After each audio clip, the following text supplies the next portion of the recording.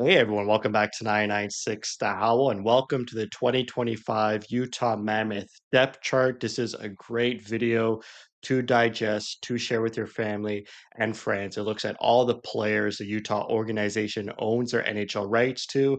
So obviously you got the Utah Mammoth team, the Roadrunners, players that they've signed to entry-level contracts that still play in junior, and also players that haven't signed their entry-level contracts, like for example, players in the NCAA.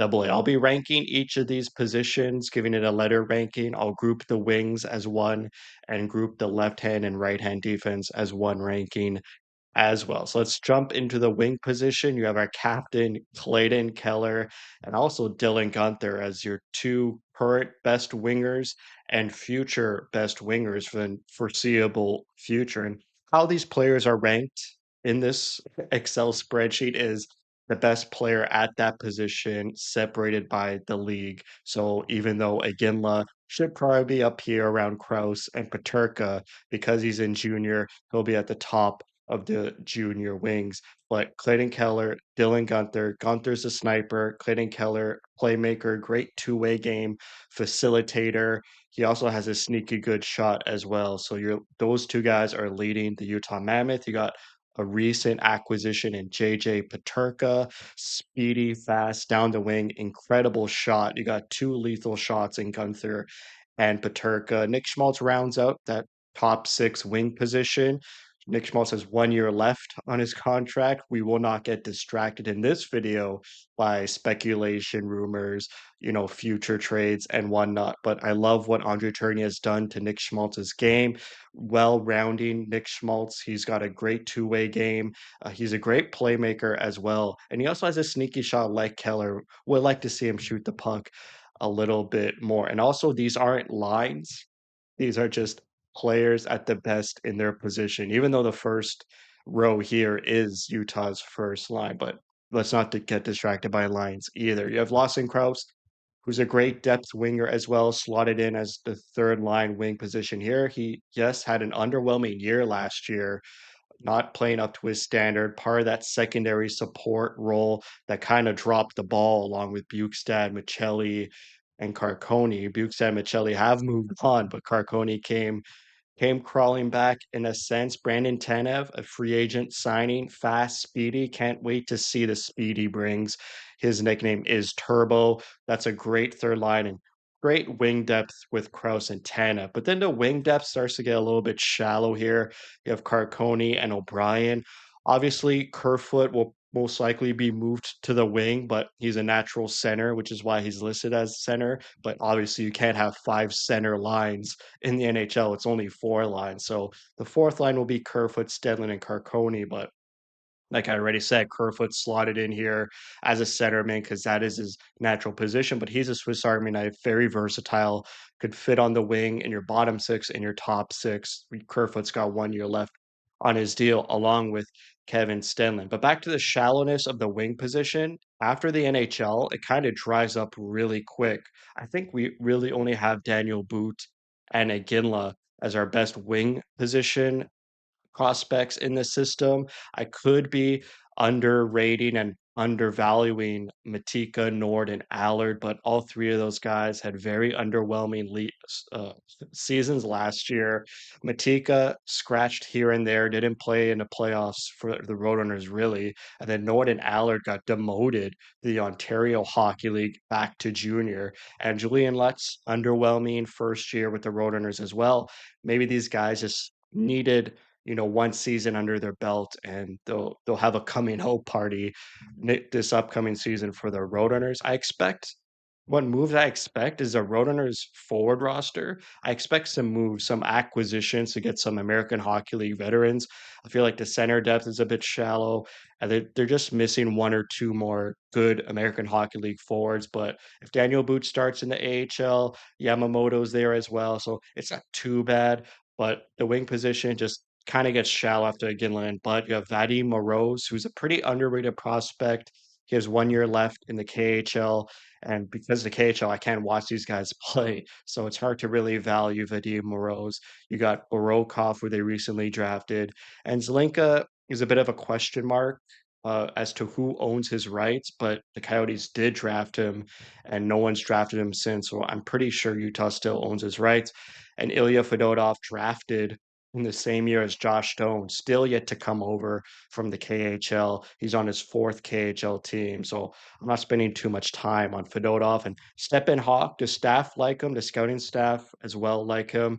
So we'll see. He just got recently drafted in the third round.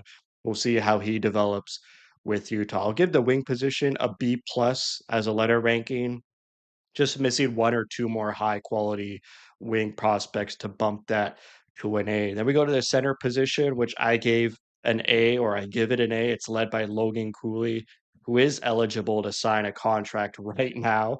And I hope Logan signs an 8-year contract. He's a future number one centerman for Utah. And right below him is Barrett Hayden, who some will say is not a true number two NHL centerman. He just had a career year last year, 20 goals, 40 points. I feel like he's still got another gear to unlock. He's got a great two-way game, goes to the front of the net, goes to the dirty areas. I think in the future, Barrett Hayden as a 3C is perfect. And then you have Daniel in juniors to fill that 2C role. That's incredible center depth. You got McBain, Kerfoot, and Stenlund giving that bottom six center depth, which is great.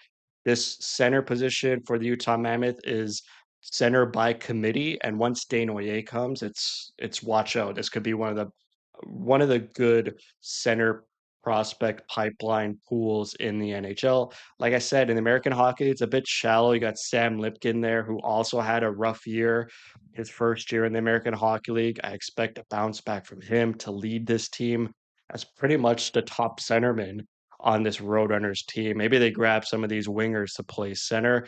And then in the junior leagues, incredible, incredible center depth. Desnoyers, who hasn't decided if he'll go back to Quebec. He is eligible to play in the NCAA this season under the new rules because he hasn't signed an entry level contract yet with Utah, whereas Iginla and Baudouin, they've signed entry level contracts, so they're stuck in the Canadian Hockey League.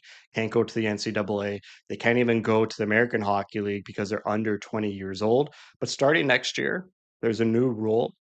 A team could send one player per year from the Canadian hockey leagues to the American Hockey League, one player per year. They could be under 20 years old. So maybe Desnoyers plays in the Quebec League this upcoming season, and then next year he could jump immediately to the American Hockey League, which would be great development. Gabe Smith, huge monster centerman, signed to an entry level contract about a month ago. Haradic had a great coming out party at the World Junior Championship this past December. I really liked his game in that tournament. Great two-way player as well. Castagna had a bit of a underwhelming second year in the NCAA in terms of offensive numbers. I want to see him get better in his third year. Tanner Luck has changed NCAA college teams. I think now he's going to play for the University of Minnesota. So maybe he gets more opportunities playing on a better team, and maybe we see him break out this upcoming NCAA year. And Samu Bao, he won the Most Improved Player award at the most recent development camp a couple weeks ago, so could be underrating him as well. But I give the center position a rank A for me. Next, we go to the defense, and I'm completely enamored by this defensive depth. I give it an S tier. This is unbelievable. You guys need to show me an NHL team with better defensive depth.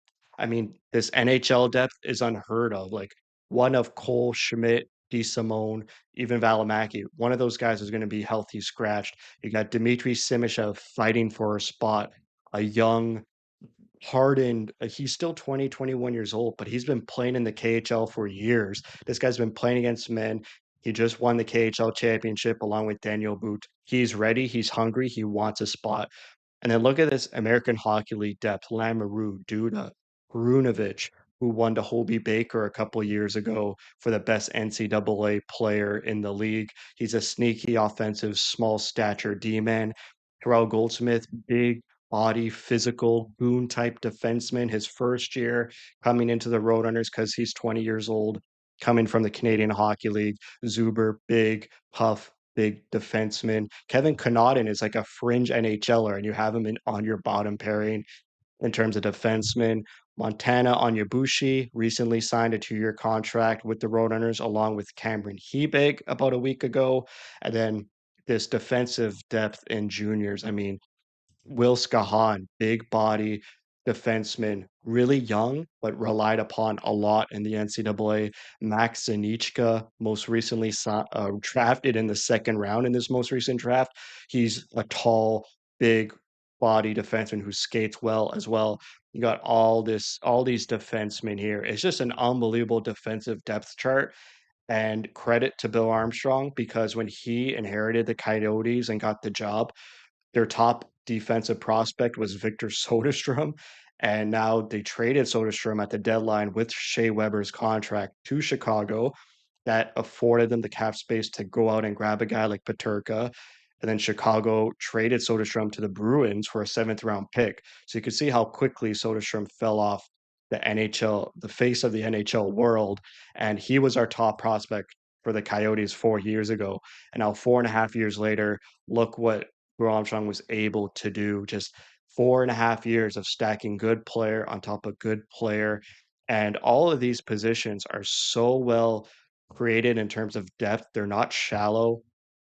And with good drafting, good pipelines, it affords the organization to go out and make moves. Like last year when we traded Geeky for Sergachev, at the time, I'm like, yo, like Piqué was a really good center prospect. What are we gonna do? Well, now you have Baudouin, who pretty much replaces Geeky. You just drafted Desnoyers. Gabe Smith is emerging. Haradic is emerging as well. So you could kind of move on from Geeky. And Sergachev has been unbelievable for Utah. A true number one demon. This organization hasn't seen since prime OEL and prime Keith Yandel. I would make that trade 100 times out of 100 today. Uh, Even JJ Peterka, you're able to trade Kesselring, and then you just replaced him at the draft with Max Anichka. You have all these D-men who could replace Kesselring. Yes, at the current moment, trading Doan really shallowed up our wing depth, but you have all these guys still battling and developing. In the next few drafts, you got 3 second-round picks next draft. You still have your first-round picks. You can go out and draft a winger as well. And the wing position, it's not a premier position. You could trade for a winger. You could grab a good winger in free agency. It's not like the center or goalie position where those are premier positions or first number one D man. It's hard to acquire them. You need to build them up from inside, even though I just mentioned the Sergachev trade. But I give the defense an S tier. Unbelievable. I need to print out just the defensive depth and put it beside my bed and just look at it before I go to sleep every night. Then we go to goalies. I give the goalies an A. I think the NHL depth is great. Hopefully, Connor Ingram is back 100%, and then they'll decide what to do with Vanacek. It's only 1 year for Vanacek, and Ingram's also got 1 year left. But Vemelka won the starting role last year. This will be the first year where Vemelka is actually the number one starter to start the season, and there's no question marks. So maybe that gives him more confidence. I think he started like 20 or 24 games in a row last season, Vemelka did. So I really hope Ingram is healthy. If he's not, Vemelka and Vanacek makes me a little bit uncomfortable as a tandem, but hopefully it's only for the short term. And then you got great American Hockey League depth in Vialta Stauber, and they just signed Dylan Wells a couple weeks ago for insurance in case any of these goalies get injured or get called up to the NHL. Dylan Wells can come back in. And you also have Anson Thornton in the East Coast Hockey League who could shore up an injury or being called up to the big leagues as well. Thornton can freely move from ECHL to AHL. Vialta and Stauber, they have 1 year left on their contracts. And then once those expire, either one of or both would move on. And then that's a clear path for Hurriball to finally sign an entry level contract and get into American Hockey League starter or backup position. I think it was a right decision by Hurriball to decline signing a couple weeks ago or a month ago because there wasn't a clear path this season. Like I said, these guys, Stauber and Vialta, still have 1 more year. And so you're going to be a third string goalie being in the press box. You get way more practice time in the NCAA, and then next year it's a clear path for your development through the American Hockey League and then to the NHL. And you got some good depth goaltenders who will take a long time to develop. Carson Mooser in the NCAA, Melker Thielen in Sweden, and Ivan the goalie in the KHL. This is a great video. This would be a great video as well as a companion to the YouTube Shorts on the official Utah Mammoth YouTube page. They're uploading some shorts from development camp with all the rookies. They're having so much fun, like asking them how many hot dogs you can eat in 20 minutes.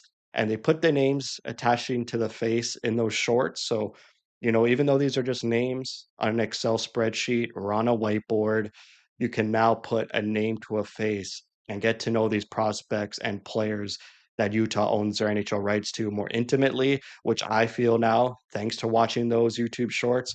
So I feel like this is great information. You could always look back on it throughout the off season and throughout the season, and it's just going to get better and better from here on out for the Utah Mammoth. So that's it for me.